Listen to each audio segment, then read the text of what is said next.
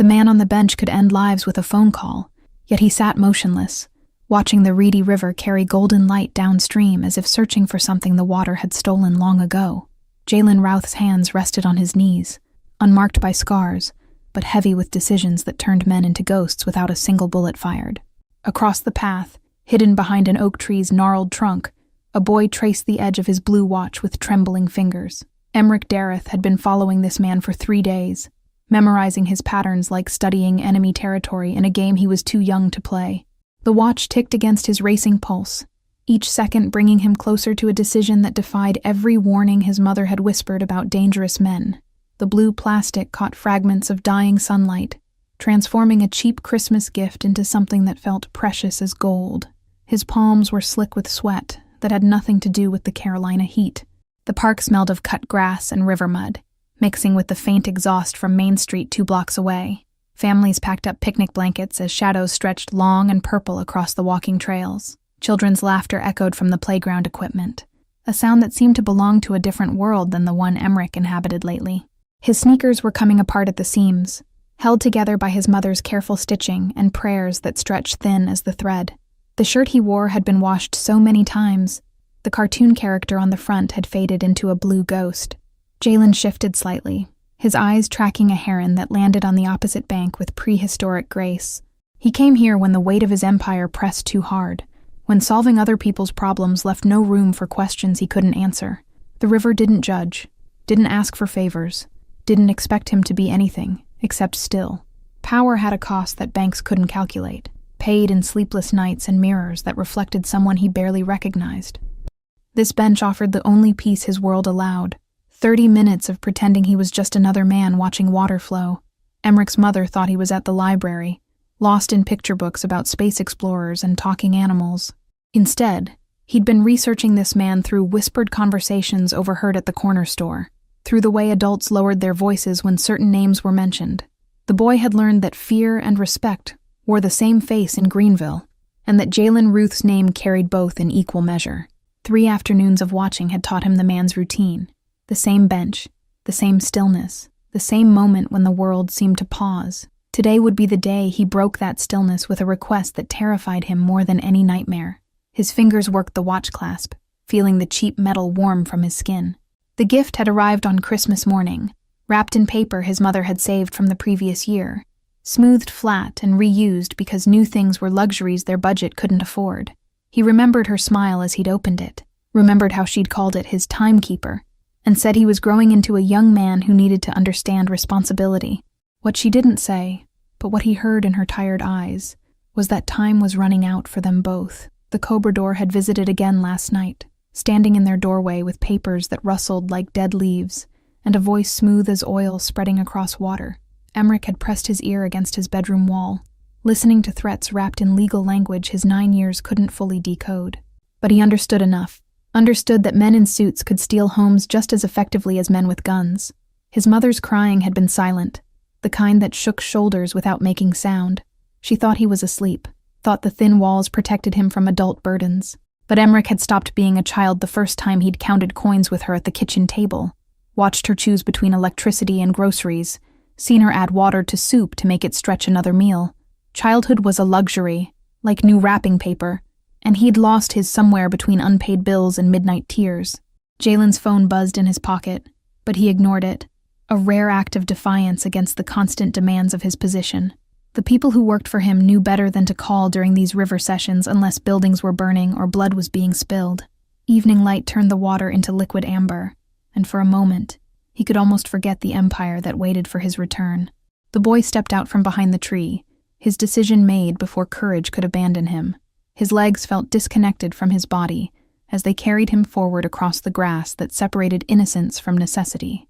The watch dangled from his hand now, its blue band catching light like a small flag of surrender. Jalen noticed the movement in his peripheral vision, a small figure approaching with the cautious determination of someone walking toward a cliff edge.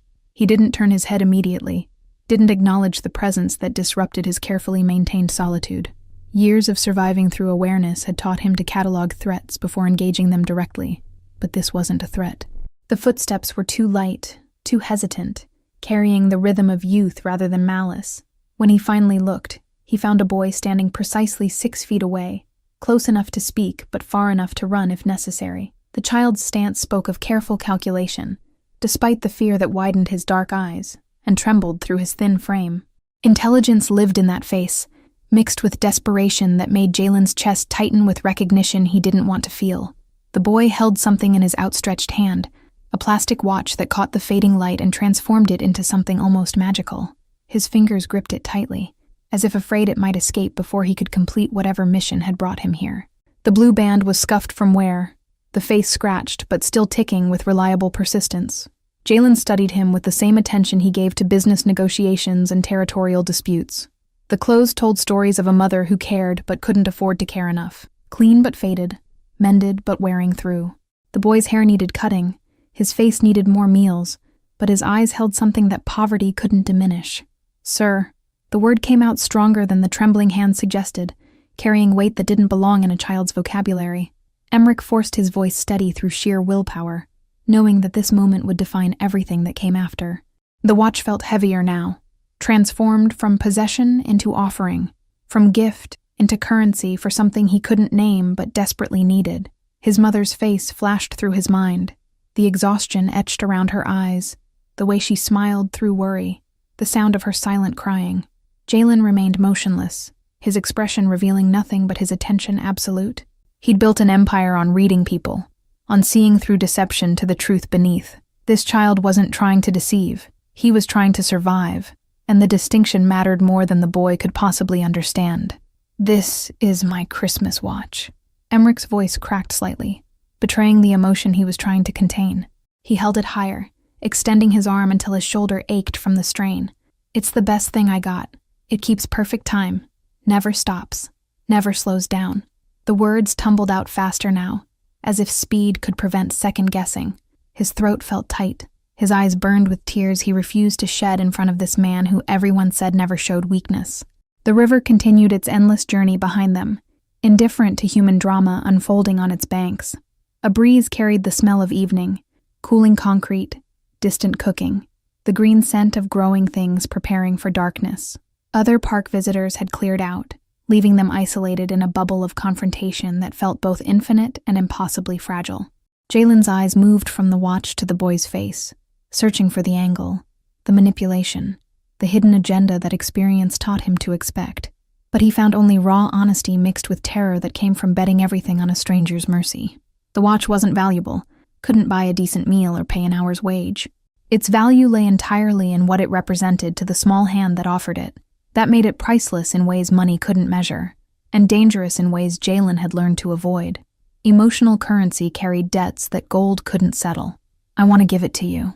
Emmerich took one step closer, breaking his own safety barrier because standing still felt like giving up. His heart hammered against his ribs, each beat counting down to acceptance or rejection.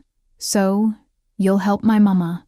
The final words came out as confession and plea, stripping away any pretense that this was simple transaction.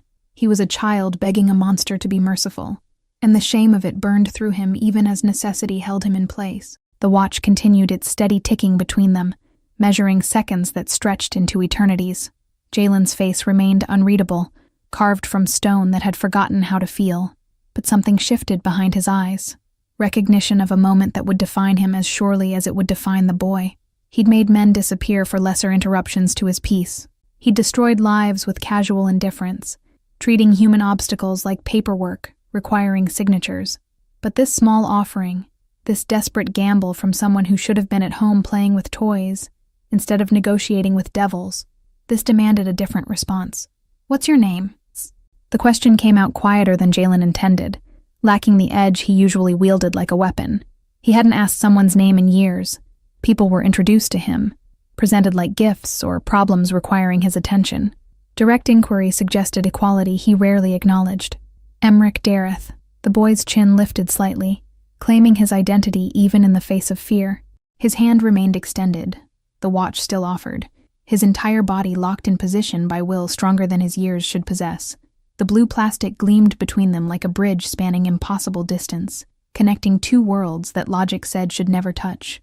Behind them, the river whispered secrets to the gathering darkness, and somewhere in the city, a mother worked another shift, unaware her son was bartering his treasures with fate. Jalen reached out slowly, his movement deliberate as approaching wild creatures that startled easily. His fingers closed around the watch, feeling its lightness, its warmth from the boy's desperate grip. The plastic felt almost alive against his palm, carrying the weight of hope that defied its physical properties. Emmeric's hand dropped to his side once the watch transferred ownership, leaving him feeling naked without its familiar presence on his wrist. The pale line where the band had protected his skin from sun looked like a scar marking where something vital had been removed. His breathing came faster now, realizing there was no taking back what he'd done. "Tell me about your mama." Jalen's voice carried command disguised as invitation, the tone he used when extracting information from people who thought they were volunteering it freely. He turned the watch over in his hands, examining it with attention that seemed excessive for such an insignificant object. The boy's throat worked as he swallowed hard, gathering courage that had carried him this far, but felt depleted now that the moment had arrived. His hands clenched and unclenched at his sides, searching for something to hold on to that wasn't there anymore. "There's a man who comes every week." The words came out flat, drained of emotion by repetition and fear that had become familiar as furniture. Emmeric's eyes focused on the ground between them, unable to meet Jalen's gaze while confessing the shame of their situation. "He has papers. Legal papers, he says. About our apartment." His voice dropped lower, as if speaking quietly could somehow minimize the threat. The Cobrador's face flashed through his memory, ordinary features that held extraordinary menace, the kind of danger that wore suits and smiles while destroying lives. Jalen's expression remained neutral, but his fingers tightened imperceptibly around the watch. He knew the type, parasites who fed on desperation, who used law as a weapon sharper than any blade. They were harder to fight than street criminals because the system protected them, gave them legitimacy that made their theft legal. He tells her she owes money she doesn't have. Emmeric's words gained momentum now. The dam breaking under pressure of secrets kept too long. His small hands gestured helplessly, trying to shape the invisible weight that crushed their household. "Interest and fees and terms I don't understand, but I understand that he's going to take our home."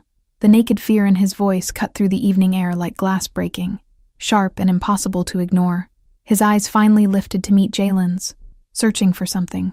Belief, mercy, intervention, anything that looked like salvation. The river behind them had darkened to match the sky, no longer golden, but deep blue turning to black. Streetlights flickered on along the path, casting orange halos that pushed back gathering shadows. The park transformed around them, becoming a different place where different rules applied, and children shouldn't be conducting business with men like Jalen. "Mama works 2 jobs, but it's never enough." The confession came easier now, words that had been locked inside, finding freedom in the presence of someone who might actually have power to change them.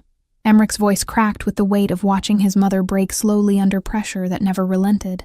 "She counts money at the kitchen table every night, moving coins around like puzzle pieces that won't fit no matter how she arranges them." His hands mimicked the motion, fingers shuffling invisible currency that always came up short. The image of his mother's tired face, her silent tears, her forced smiles, all of it poured into his words like water from a breaking dam. Jalen listened without interruption, his stillness absolute except for the thumb that traced the watch's face in slow circles. He'd heard countless confessions in his career, from men begging for mercy, from rivals trying to negotiate, from people who thought words could save them from consequences. But this was different. This carried the purity of truth unmixed with manipulation. The boy wasn't trying to play him. He was simply desperate enough to try anything, even approaching the devil himself if it meant protecting the angel who'd raised him. "Last night he came late. I heard them talking through my wall."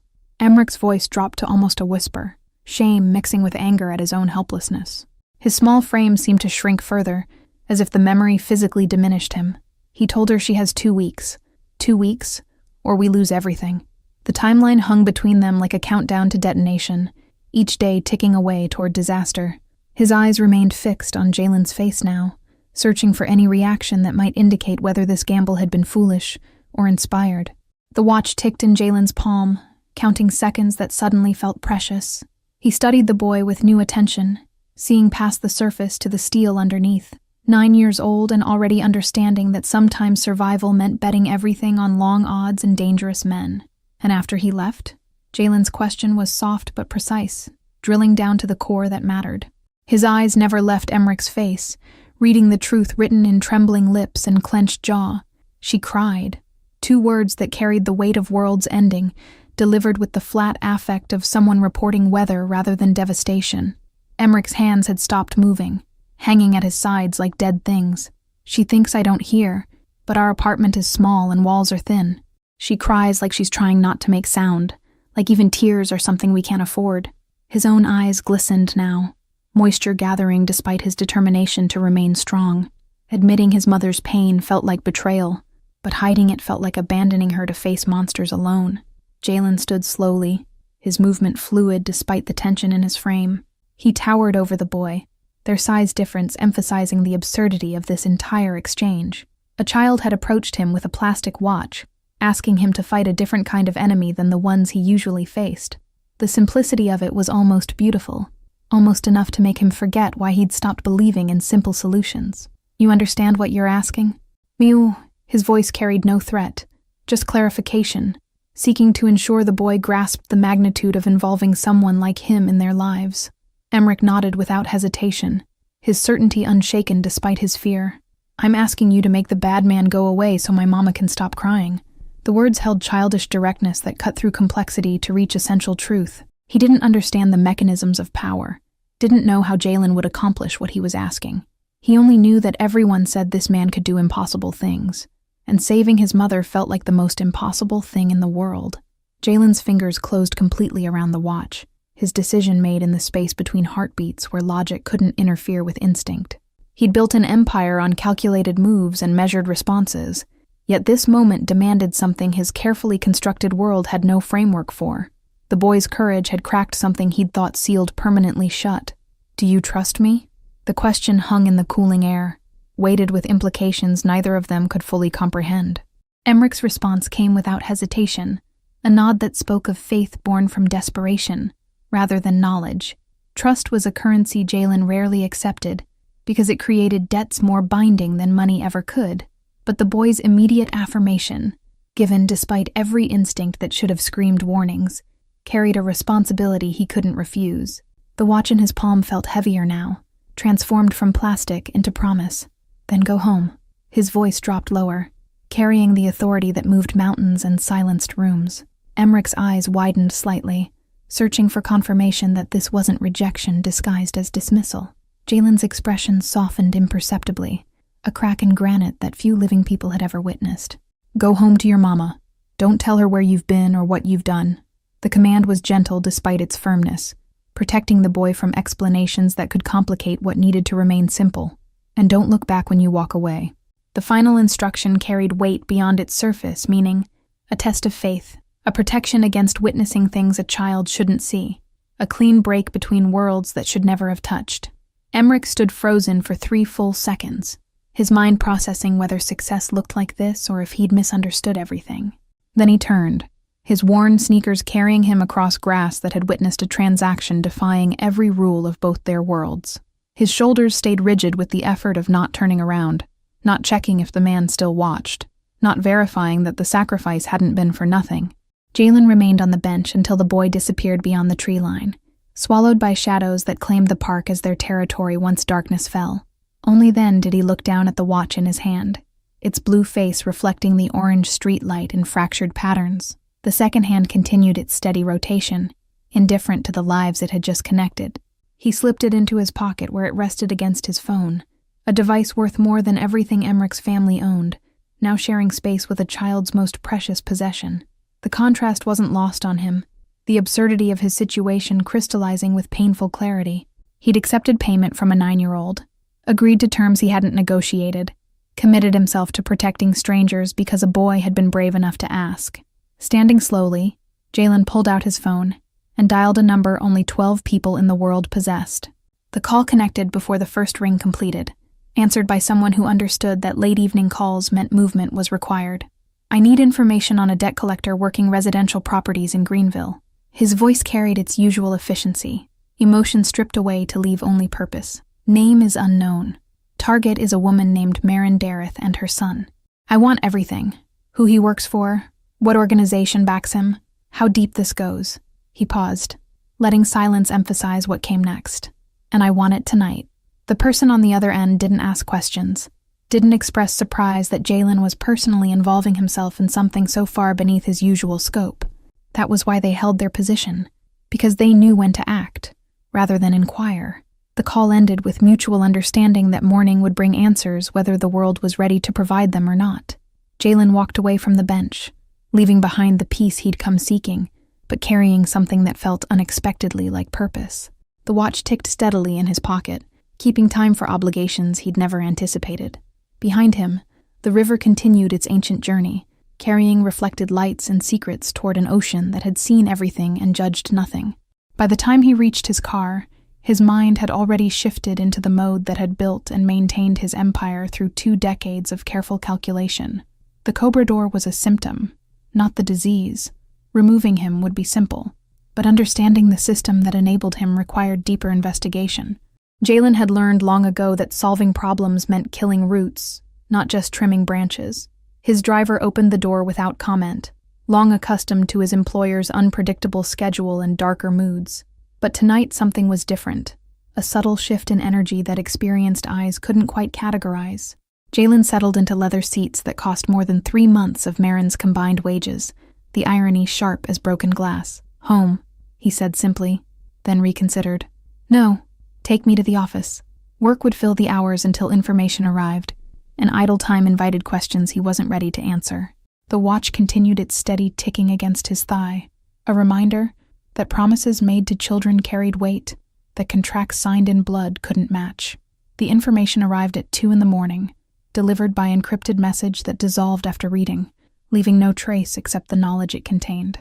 Jalen sat in his office, surrounded by windows overlooking a city that slept unaware of the decisions being made in its darkness. The Cobrador's name was Perry Hutchins, and he was exactly what Jalen had suspected, a parasite operating in the gray space between legal and criminal. Hutchins worked for a company called Residential Equity Solutions, which was itself owned by a shell corporation registered in Delaware. The trail went deeper, connecting to a network of predatory lenders who targeted working families with contracts designed to fail. They were legal in the strictest technical sense, protected by fine print and lawmakers who'd received generous campaign contributions. Jalen's jaw tightened as he read through the operation structure, recognizing the sophistication that separated this from common street crime. These people destroyed lives with paperwork, left families homeless through foreclosure procedures that courts rubber-stamped without investigation. Marin's case was routine for them. Another struggling mother drowning in compounding interest and impossible terms. The file included Hutchins's schedule, his patterns, the 3 other families he was currently pressuring through similar methods. It contained bank records showing money flowing through layers of corporate protection, photographs of a man who looked disappointingly ordinary for someone causing such extraordinary harm. He lived in a modest house, drove a practical sedan, probably told himself he was just doing his job. Jalen made 3 phone calls in rapid succession, each brief and coded in language that sounded like business discussion to any potential surveillance. By the time morning light crept across his desk, mechanisms were in motion that would dismantle Residential Equity Solutions from foundation to roof. But that was long-term correction. Marin needed immediate relief. The 4th call went to someone who specialized in making problems disappear through channels that left no fingerprints. "There's a man visiting an address on Kirkwood Street." Jalen provided the building number, apartment, and Hutchins expected arrival time based on his weekly pattern. He's going to decide his job isn't worth what it pays him anymore. Permanent decision? The voice on the other end carried professional curiosity rather than moral judgment, treating the question like discussing weather patterns. Jalen considered the option, weighing the satisfaction of permanent removal against the complications it would create. Violence was a tool he used sparingly, saved for threats that couldn't be neutralized through smarter means. No, just convincing enough that he leaves the city and finds a different profession. That was actually harder than the alternative, requiring psychological precision rather than physical force. But it matched what the boy had asked for. Make the bad man go away, not make him dead. The distinction mattered in ways Jalen was only beginning to understand. The arrangements took less than an hour to finalize, and by the time Greenville's early risers began their commutes, Hutchins' fate was sealed without his knowledge. Jalen leaned back in his chair, exhaustion pressing against his eyes, but satisfaction settling in his chest. The watch sat on his desk now, its cheerful blue face somehow incongruous next to financial reports and strategic documents that directed millions of dollars. He picked it up carefully, examining it in the growing light that turned his office from shadows to stark reality. The scratches on its surface told stories of a boy's active life, playground collisions, dropped on concrete, worn during adventures that childhood should contain. Christmas morning seemed impossibly distant from this moment, yet the watch connected them across time and circumstance. Jalen wondered what Emmerich was doing right now, whether he'd slept at all, or spent the night worrying that his gamble had failed.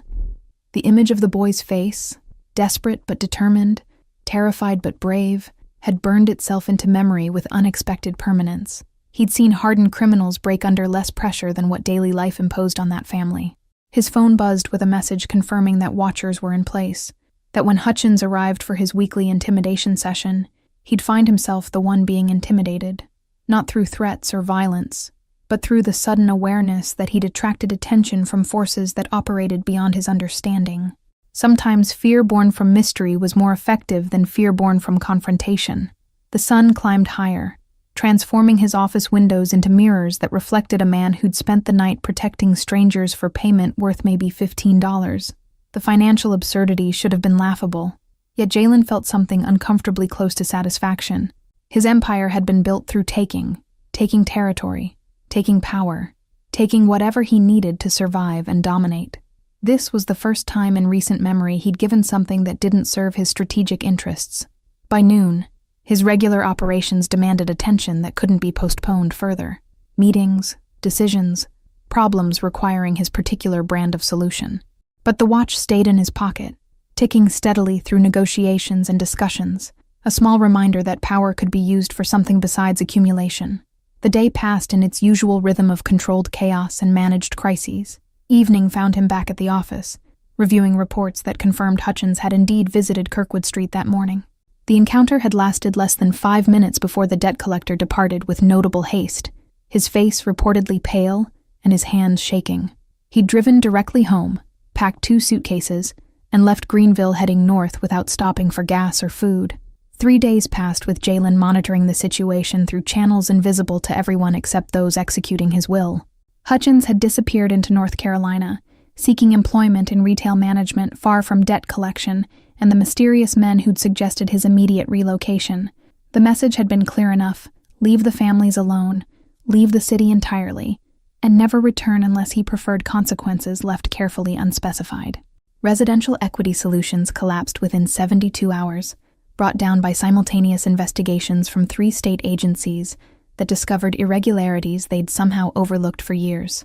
The shell corporation dissolved, its owners scattering like roaches when lights flicked on.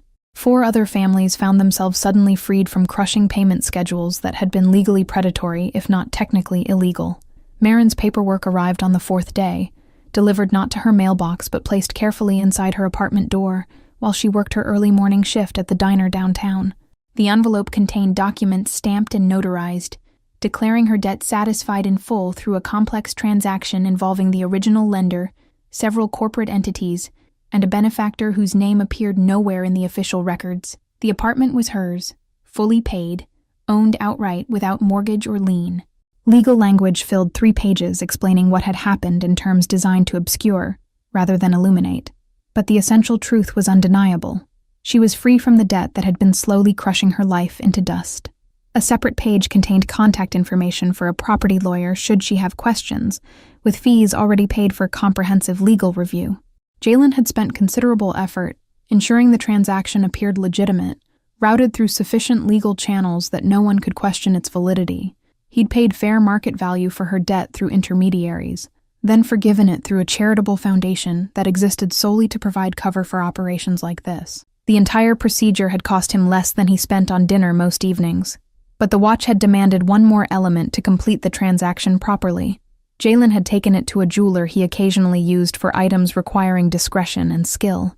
The man had cleaned it carefully, replaced the battery, buffed minor scratches from the crystal face without removing the character that made it uniquely Emmerich's possession. The work had been done with the same attention usually reserved for pieces worth thousands. On the back of the watch, using tools designed for engraving precious metals on cheap plastic, the jeweler had carefully inscribed words in script small enough to be discreet, but clear enough to read. The time she has now is only hers. No signature, no indication of who'd written them, just a statement that could mean anything or everything depending on perspective. Jalen delivered the watch himself under cover of darkness, placing it carefully inside the same envelope that contained Marin's freedom. The blue plastic looked almost luminous against the white paper, its face reflecting hallway light in cheerful defiance of the serious documents surrounding it. He left it positioned where she'd see it immediately, impossible to miss or misunderstand. Then he disappeared before dawn could reveal him, another shadow in a city full of them, leaving behind only the evidence of intervention that defied explanation. His car moved through empty streets, carrying him back toward the world he understood, where power was currency and mercy was weakness. Yet the weight in his pocket felt lighter now, the obligation transferred back to its rightful owner. Marin found the envelope when she returned home at 7, exhausted from serving breakfast to customers who tipped poorly and complained constantly. Her hands shook as she opened it, confusion giving way to disbelief as she read through legal documents that seemed designed to trick her into false hope. She read them 3 times before accepting they meant what they appeared to mean. The watch fell into her lap, its familiar blue plastic instantly recognizable even before her mind could process its presence. She picked it up with trembling fingers, seeing it cleaned and restored, but unmistakably her son's most precious possession. The engraving on the back caught morning light streaming through their small window, words that made her throat close and tears spill unchecked. She sat on their worn couch holding the watch and papers, trying to construct a narrative that explained any of this rationally. Debts didn't simply vanish. Apartments didn't magically become owned. Children's watches didn't disappear and return bearing cryptic messages.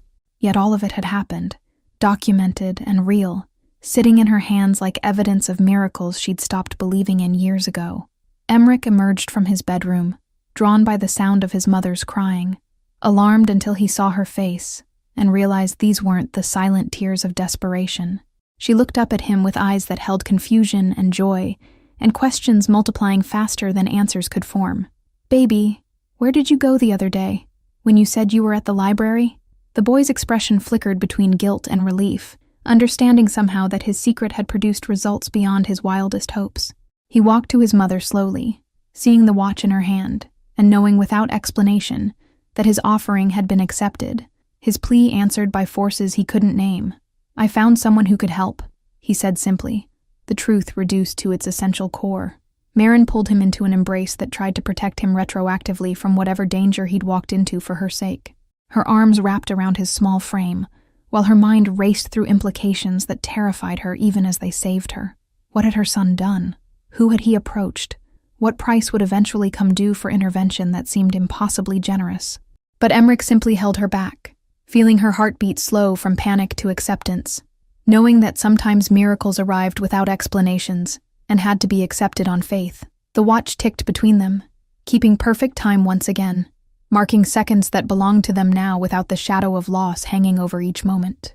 Weeks transformed into months with the quiet persistence of seasons changing, and Marin's life rebuilt itself on foundations that felt impossibly solid after years of standing on sand. The apartment that had been a temporary shelter threatening to vanish became a true home, decorated gradually with small purchases that represented permanence rather than desperation. She worked 1 job now instead of 2, the financial breathing room allowing her to actually see her son during daylight hours. Exhaustion still visited her body, but it was the honest tiredness of reasonable work, rather than the bone-deep collapse that comes from fighting impossible battles. Her face began showing traces of the woman she'd been before survival became her only occupation. Emmerich returned to being a child in ways he'd forgotten were possible, though something in his eyes retained the weight of what he'd done and what it had cost. The watch never left his wrist except when he bathed, its presence a constant reminder of the transaction that had altered their trajectory. He wore it to school, to the park, to bed at night where its soft ticking accompanied his dreams.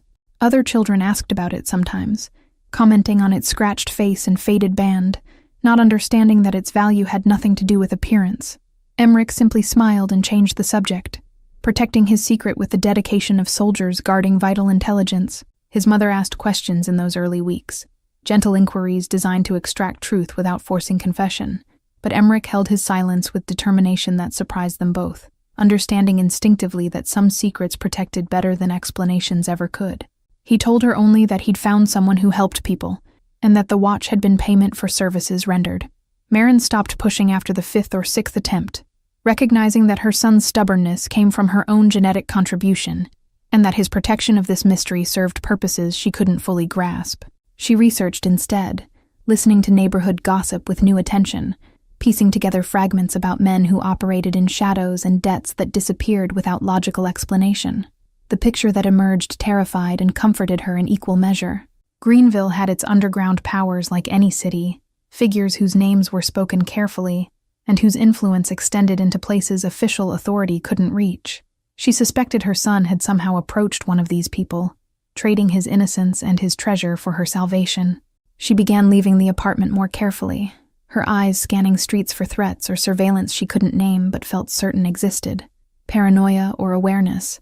She couldn't distinguish between them, but she taught Emmerich to notice his surroundings, to recognize when attention felt wrong.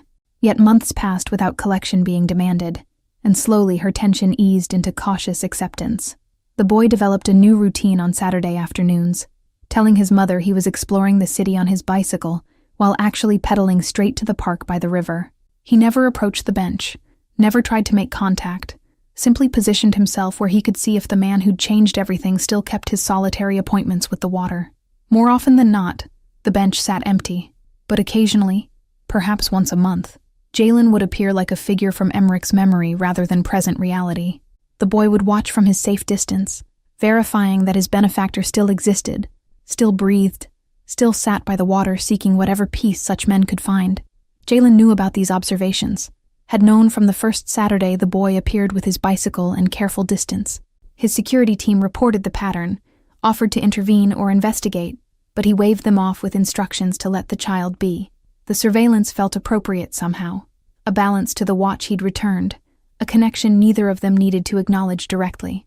On the rare occasions their visits coincided, Jalen would allow himself a brief glance in the boy's direction, never long enough to constitute interaction, just acknowledgement that he saw and understood. Emmerich would nod slightly from his position 50 yards away, then leave after 10 minutes, the ritual complete.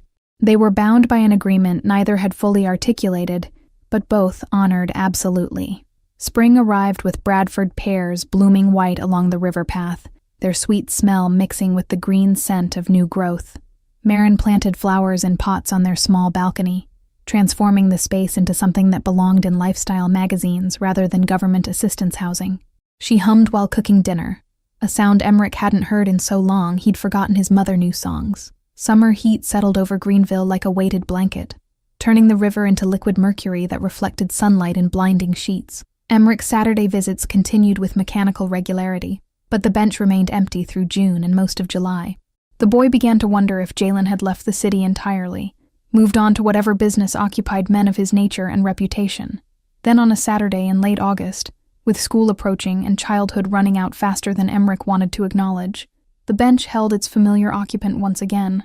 Jalen sat in his customary position, watching the water with the same stillness that had first drawn the boy's desperate attention 6 months earlier.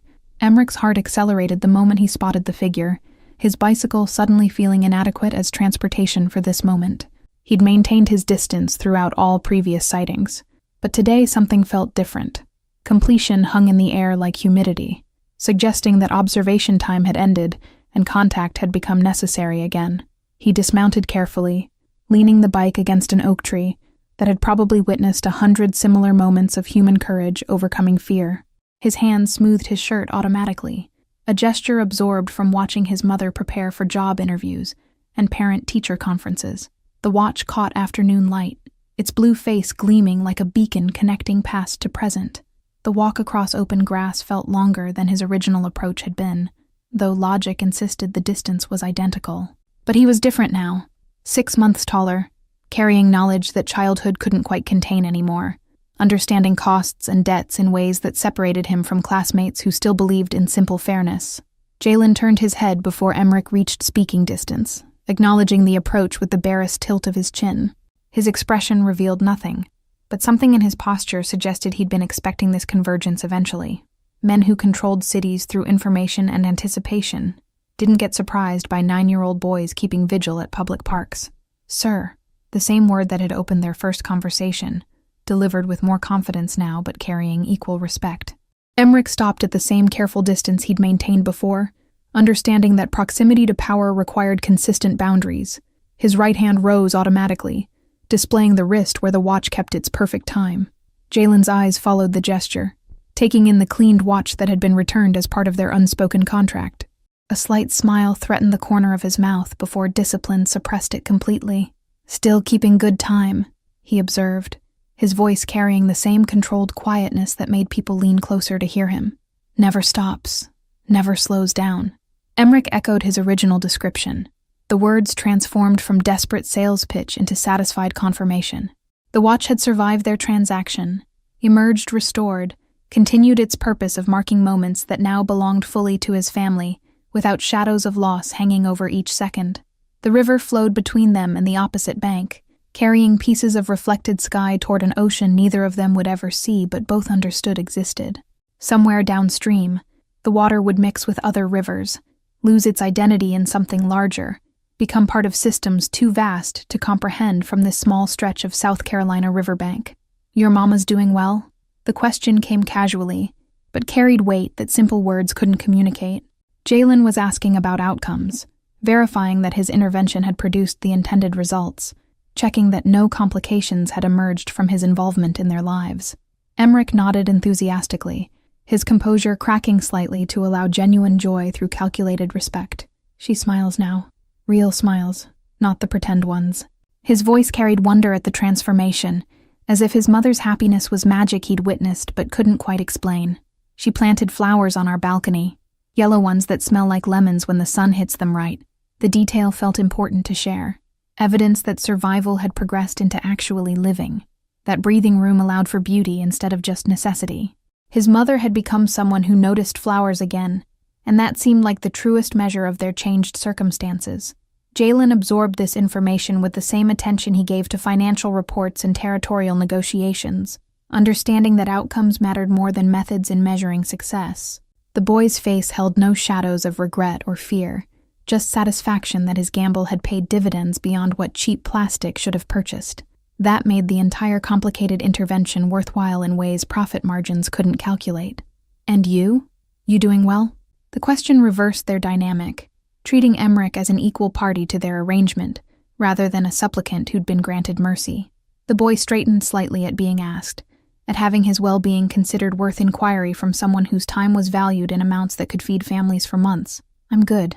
Better than good." Emmerich's honesty was absolute, untainted by the social lying that adults use to smooth interactions and avoid uncomfortable truths. He was a child whose mother no longer cried, whose home couldn't be stolen, whose worst fears had been defeated by a stranger who'd chosen to care. That put him in a category of fortunate that statistics suggested he'd never reach. Jalen stood slowly, his movement drawing Emmerich's attention upward to emphasize the height difference that had always existed, but felt less intimidating now. Power measured in feet and inches mattered less than power measured in kept promises and answered prayers. The man who could destroy lives had chosen to save one instead, and that choice had rewritten their relationship's fundamental nature. "Keep that watch wound." The instruction carried multiple meanings, obvious and hidden, simple advice layered with deeper implications about maintaining what had been given, protecting what had been restored. Emmerich nodded his understanding, his hand moving to cover the watch face protectively, as if Jalen might reclaim it despite having returned it months ago. They stood in silence for a moment that stretched comfortably rather than awkwardly, two people connected by a transaction that defied normal rules of commerce and obligation. The park continued its Saturday afternoon rhythm around them, joggers passing, dogs chasing frisbees, couples walking hand in hand through spaces where danger and salvation had intersected and somehow produced grace instead of tragedy. Then Marin's voice cut through the distance, calling her son's name with the particular tone mothers use when children have wandered beyond approved boundaries. She stood at the park's entrance, one hand shading her eyes against the sun, her posture radiating concern that hadn't quite reached panic, but was approaching quickly. Emmerich turned toward her voice automatically, instinct overriding the moment's significance. But before he could move, Jalen spoke again, his voice low enough that only the boy could hear. "She's a good mother. You're a good son." "That's rarer than you think." The words carried approval that felt more valuable than any material reward could have been. The boy met his eyes one final time, communication passing between them that needed no translation. Gratitude, acknowledgement, Mutual respect despite the absurd age difference. Then Emmerich ran toward his mother, his worn sneakers kicking up grass and dust, his bicycle forgotten in his rush to prevent her worry from escalating into fear. Marin caught him in an embrace that combined relief and mild irritation, her hands checking him over for injuries while her voice demanded to know why he'd wandered so far from where he'd said he'd be. Her eyes moved past her son to the man standing by the river, curiosity and recognition flickering across her face as she tried to place him in her mental catalog of neighborhood figures. Jalen inclined his head slightly in her direction, a gesture of acknowledgement that carried no threat but offered no explanation. He could see her intelligence working behind tired eyes, connecting invisible dots between her son's mysterious benefactor and this stranger who watched them with unreadable intensity. Understanding bloomed across her features, tentative but growing stronger. She mouthed 2 words across the distance, "Thank you," her lips forming them with emphasis that sound couldn't have strengthened. Jalen's response was barely perceptible, a nod so slight it might have been imagined, before he turned back toward the river and the solitude he'd been seeking before a brave child had interrupted his isolation 6 months earlier. Emmerich tugged his mother's hand, pulling her attention back to him, and away from uncomfortable questions about men who sat alone by rivers and somehow controlled fates through mechanisms she couldn't comprehend. "Come on, Mama. I want to show you something at home." His voice carried urgency designed to redirect her focus, protecting them both from knowledge that might feel heavier than ignorance. They walked away together, mother and son reunited and safe, their shadows stretching long across grass that would forget them the moment they left. But Emmerich glanced back once, just once, his hand rising to display the watch one final time. Jalen saw the gesture without turning, felt it like a weight settling permanently in the place where he stored the few things that mattered beyond power and territory. The river continued flowing, indifferent and eternal, carrying its secrets toward an ocean that accepted everything without judgment. And on a bench beside the water, a man who'd built an empire through taking sat alone with the memory of the one time he'd given something that money couldn't measure, to a boy who'd understood that true wealth was having a mother who could smile over flowers that smelled like lemons in the sun. Thank you all for following this story. If you enjoyed it, write in the comments where you're watching from, and don't forget to like, subscribe, and share this video. Your support means everything and helps me continue bringing you stories like this. Until next time, remember that sometimes the bravest thing we can do is ask for help, and the most powerful thing we can do is choose to give it.